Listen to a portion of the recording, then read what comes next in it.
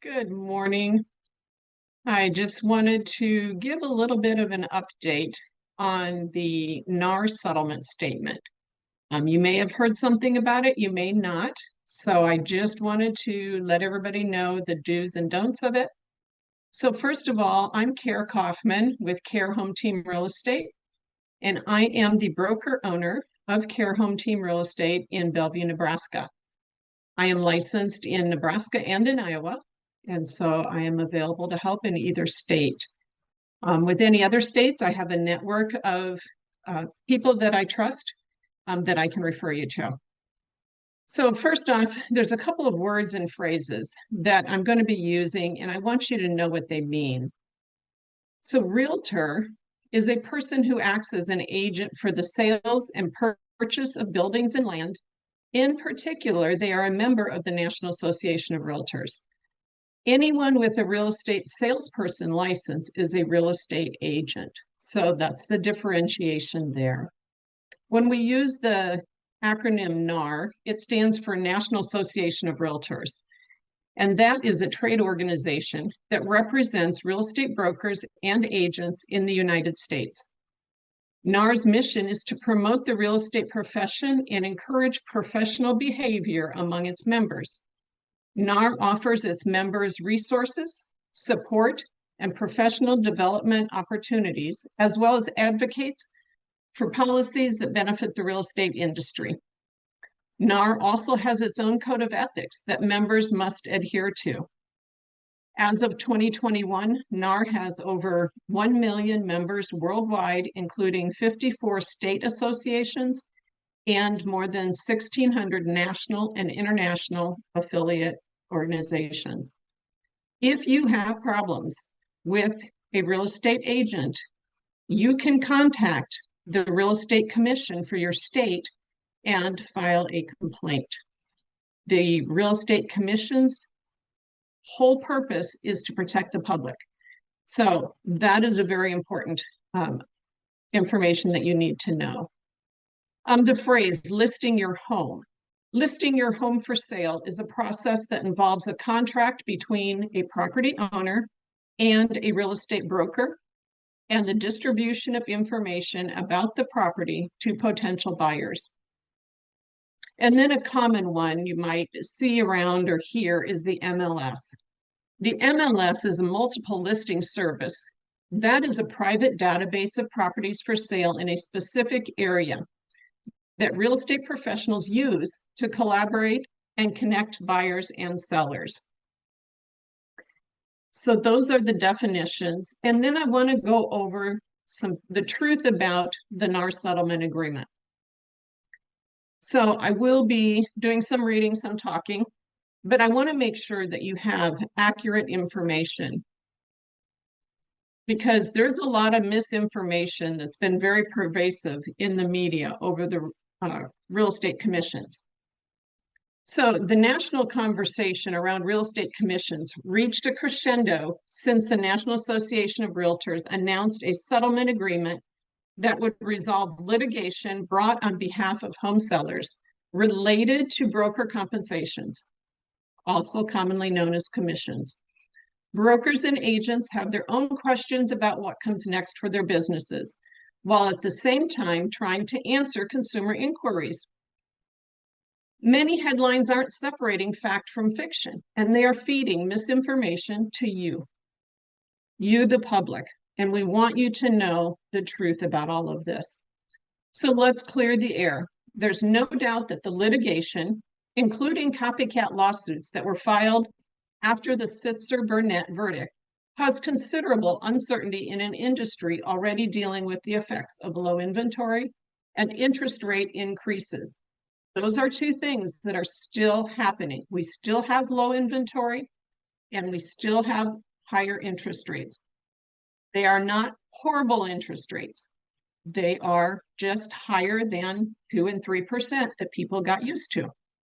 So we still have a reasonable interest rate. It's just that people got used to the low interest rates.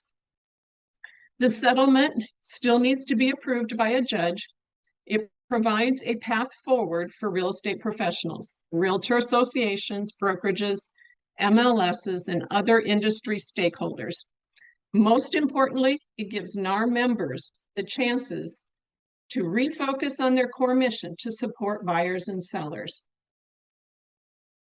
So some of the facts. There's much the media has gotten wrong about NAR settlement, which would require the association to pay $418 million over 4 years. Some outlets have suggested that NAR previously set or guided commission to a standard rate of 6%. Even President Joe Biden in recent comments misspoke in suggesting that the settlement makes commission negotiable for the first time. Commissions have always been negotiable. That's why you would hear and see agents saying they charge X percent. Now, legally, we are not able to even discuss with anybody other than our client what commission rate we're charging. That is a violation of our code. So we need to be careful. NAR does not set commissions, and commissions were negotiable long before this settlement. They are and will remain entirely negotiable between brokers and their clients. Housing prices are dictated by market forces beyond members' control. Realtors do not control the price that your home can bring. It is based on the market. Getting the facts right is important, especially because the settlement agreement is complex. NAR is continuing to engage with media to correct incorrect and inaccurate reporting about the settlement. Members are also encouraged to refer to their official NAR sources for the most accurate and up-to-date information. The settlement achieves two important goals: protecting members to the greatest extent possible and preserving consumer choice. The proposed settlement, number one, resolves claims against NAR and nearly every member of the association. Two, it preserves cooperative compensation as an option for consumers looking to buy or sell a home, as long as such offers of compensation occur off of the MLS. We are no longer allowed to put in the MLS what commission rate the buyer's agent will get. We always say the buyer's agent. However, the way that commission works is the commission gets sent to the brokers, and the brokers then split that amount with their agent.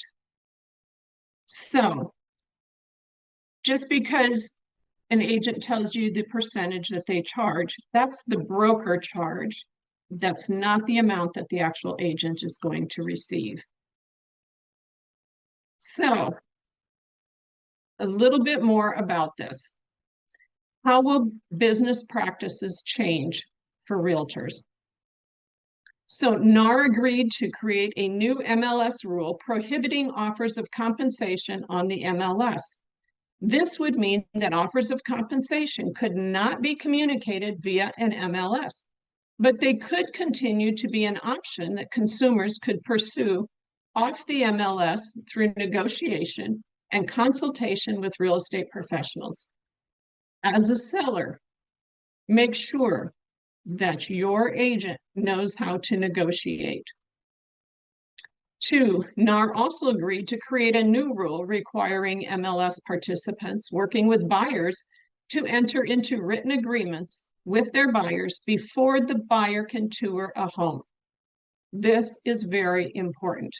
That written buyer agreement states how the agent is, how they are working with their buyer, and it also stipulates the amount of commission that the buyer will pay if the seller does not offer cooperative compensation. So two things are happening, and we need to remember that whether you're a seller or whether you're a buyer, you need to have an agent that will be transparent about what commission is being requested from you and how they're going to negotiate for you. So that is the first bit of information I want to get to you. Today is July 31st of 2024. Once again, this is Kara Kaufman with Care Home Team Real Estate. And if you have any questions for me, feel free to give me a call, send me a text. My number is 402-798-4364. Thank you for joining us, and watch for our next episode where I will be talking about how this affects a seller.